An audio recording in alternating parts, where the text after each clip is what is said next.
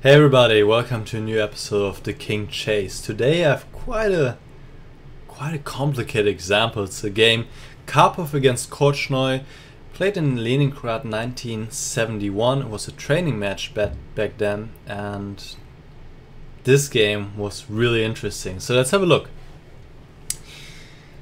White is down in exchange, but as you can see he has some compensation in form of the weak black king. And now it's white to move and he has to come up with something. So I'll give it to you, and one would like to emphasize again that you can take a lot of time here because there are a lot of variations, and this can be really a good training practice example to sharpen your tactical vision as well as your calculation skills. So please use this example and get the most out of it. Alright, so if you haven't done so yet, stop the video and try to figure this out, and then I'm going to go ahead and take you through the variations. Alright, so white sacrifices another exchange. Rook takes f5. Okay, of course black has to take, and now bishop d3 check and king f4. So this was pretty much forced. Now the question is how to continue. Just real quick, why was it forced? If the king goes to g4, then let me see, something bad would happen. Queen e6 check probably, and now king takes h4 doesn't work because of knight f3 check, and well, the queen is just entering here and black is in trouble. Okay, so here after king f4 actually Karpov made a mistake, but before I tell you what he played, I once again will ask you, because still here it's extremely difficult, and it's not surprising Karpov didn't find the right way, because it's not easy to find. So you have the chance here to do better than ex-world champion Anatoly Karpov did by finding the right move. Okay, whenever you're ready, let's go. Karpov played queen d6, which looks absolutely not natural, but instead the quiet move queen e2 is very strong. Now queen e3. Before we go on, let's figure out what is the current threat. The current threat is g3 check. So if black was to play any move, like rook e8, and g3 check, king takes, knight f1 check, king f4, queen h2 check, and followed by checkmate on g3.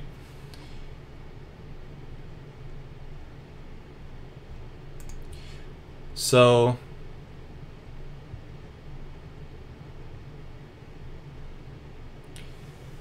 in order to cope with this threat, black can play queen e3, but white still plays g3 check. Queen takes and still plays knight f1. It's amazing how white only has the queen and the two minor pieces and is indeed attacking the black king, and black has no defense really. Queen h3, and here once again a very precise move, and once again I would like to ask you guys to find it. How to continue for white here.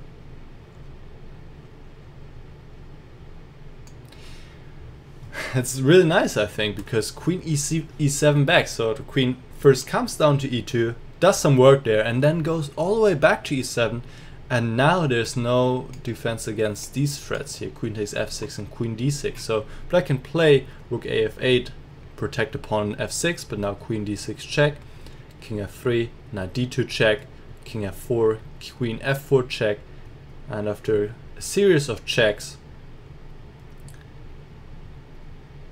first white collect a pawn on d5, and now he plays bishop e4 check, and it's time for black to resign because he has to give to queen with queen g2, otherwise there's queen f2 check. And well, then of course it's just lost here. The attack even continues, of course, after the black queen is gone. So very difficult, but also very beautiful, I think. A lot of symmetrical ideas here. So queen d6 check, let's throw the game for now. Queen e5, queen b4 check, and here actually black missed a better chance. He could have played king g3 here. Instead he played d4, and now knight e4 is quite nice, opening up this square for the white queen to join. Here also black could have done better with king g4, instead he played king f5. And I have another exercise for you guys. This position is just very rich in ideas, and once again I think absolutely beautiful here. Absolutely beautiful. Alright, so whenever you're ready, let's go and take a look. Karpov took on b7. Once again, I think natural to grab a pawn, but the quiet move queen b3 is extremely strong, and black really has no way to get out of this uncomfortable position with his king. So let's take a look at some variations here. Rook hg8, now g3, taking away a square on f4, makes sense, right? Now threatening knight f2, and that's quite a strong threat. So king g4, c3, just playing c3 to open up this diagonal to get the queen into play. King h3, check, check. You just gotta love this, how white is playing on the light squares here. King takes h5, queen takes h5. If black now takes on e4, there's bishop g2 check, queen d1 check. Isn't it beautiful here? King c5 doesn't work because of queen b4 checkmate. So king d3 back, now c4 check, king e2, queen c2 check, and there's the checkmate finally. These variations, they just make me smile. So back to this position. What if black doesn't take on e4 but plays king e6?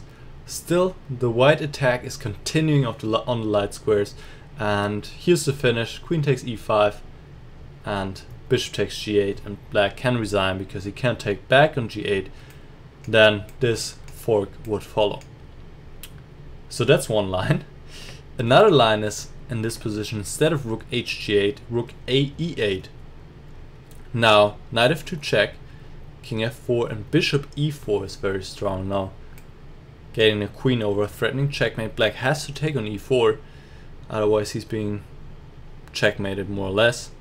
Now g3 check, king f5, knight takes e4, rook takes e4, queen d5 check, rook e5, and queen takes b7. And white also has a technically winning position here. He already collected a pawn, and he can still continue to play against a weak black king, and he should be winning here. Okay, let's see how the game concluded. Queen takes b7, king g4, bishop e2 check, and now Karpov made a huge mistake. He took on h4. He should go back to f5 when white doesn't have anything better than to repeat moves with bishop d3. So he took on h4. So how did Karpov finish this game off here?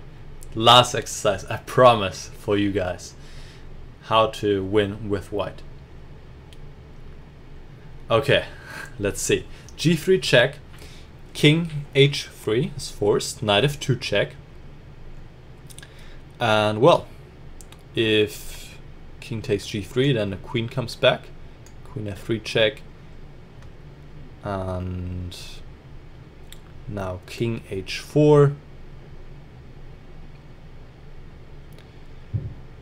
Where's the checkmate here? Still not easy unless I'm missing something.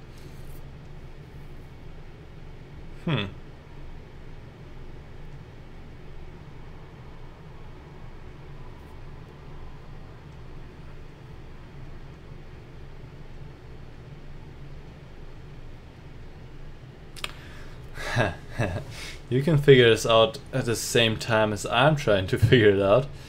I was thinking knight e4 with the threat queen h1 checkmate, but black still has queen h2. Oh no, he doesn't.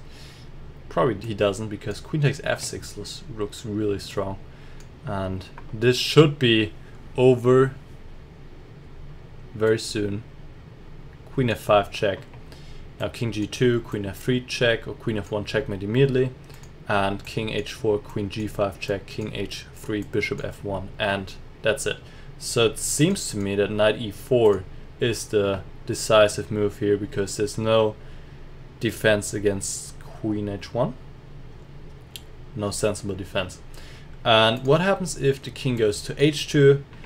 Hopefully this is a little easier to figure out.